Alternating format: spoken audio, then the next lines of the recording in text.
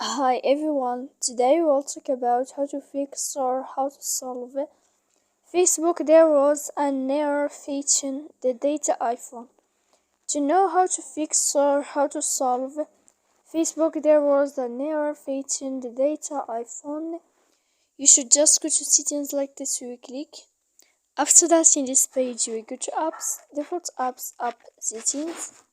When you will see this list, you will go down to find the application of Facebook and you will enter. Then in this page, you will go to click for stop. When you will end this, you will enter to storage. After that, you will click clear cache. Then you will go to click clear data. And when you will end all this stuff here, as you see, you can turn off your phone. So please don't forget to support us by like and subscribe. See you next time in another video.